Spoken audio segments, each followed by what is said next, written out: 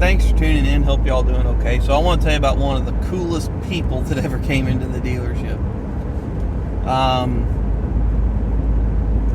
This would have been summer of 2012. Got to back up to tell you the story though. There was a company, I forget the name of it. I think it was OMC, something like that. They did overseas military sales of high-end goods. Cars, motorcycles, four-wheelers, things like that. And the way the company functioned is you would go, like they tour bases and things like that. You could order what you wanted from them. They'd order it direct from the factory, custom built to your order, and then ship it to a dealership of your location, and it would be waiting for you when you got back home from deployment. Well, one time we got a 2012 race red Mustang Boss 302. If you know anything about Mustangs, those are fairly special. All the Bosses were serialized. The rarest of the rare, the Boss Laguna Seca. The big differences in the Boss, they had a functioning front splitter. They had 373 rear ends with torsion differential. They had a higher revving 5-liter V8 that was high output. It was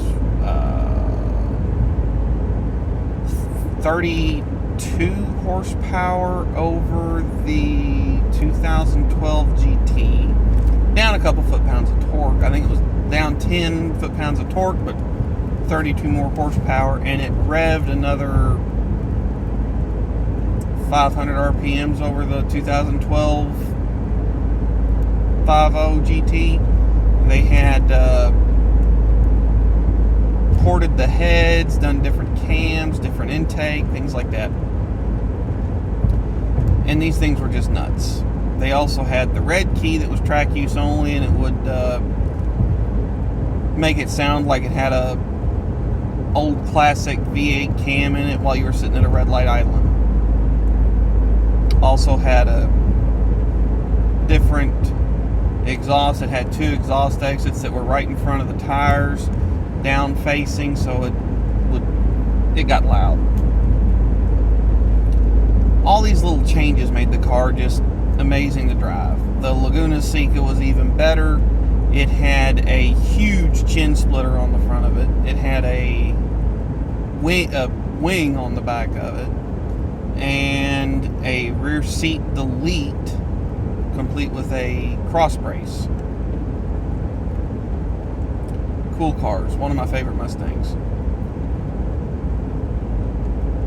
Well, we get a Boss 302. Oh, also they were all serialized for the production year.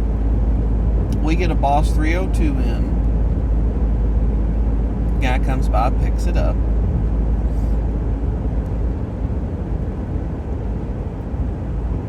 And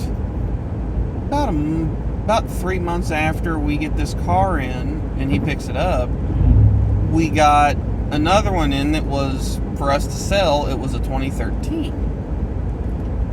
And this customer comes by in his 2012 wanting to see the differences between the two. The big difference is the Boss 302 in 2012, you couldn't get hardly any options on it. I think it came with, outside of the stuff I mentioned that was, performance stuff, I think you could get, they came with cruise, power windows, locks, which is kind of standard. I think you could get Bluetooth connectivity on them, and that was about it. He wants to go in and look at the new one to see what he's missing out on. I want to look at his car as a salesperson. So I'm standing outside admiring his car. He comes back out. Now Now, these cars back in 2012, they stickered at 44,000, I think. He tosses me the keys. I'm like, well, thanks. So I jump in and fire it up and give it a couple light revs, nothing crazy for an engine that can go to 7,500 RPM, maybe $3,000. And man, that exhaust does make a difference in the sound. And he runs off to the corner of the lot, and I'm sitting there just admiring his car. He walks back over a minute or two later, and he goes, it has gears, And I'm like, there's no way I am driving your car that costs this much out of this dealership parking lot without you in it. Okay, fine, let's go. So he jumps in the passenger seat of his car, and away we go. I run up to about 3,500 RPM, grab second, and he goes, if I would have known you were going to baby it, I wouldn't have let you drive it. Back into first, all the way to red line. And we're moving. Right in the middle of town, far from the best place to be, acting that way. And he's sitting over there cool as a cucumber. Inadvertently, I got his vehicle sideways in an intersection, and he's sitting over there just, not bad. Oh, that's kind of cool. And I'm over in the driver's seat just, because there's no way that I could have ever gotten away with that in a company car, one of the demos, and I wouldn't have tried to have done that, but he's over there essentially, hey, drive it like you're trying to break it. Okay. One of the cooler customers I've ever had an interaction with. So, that's this story, folks. Thanks for tuning in.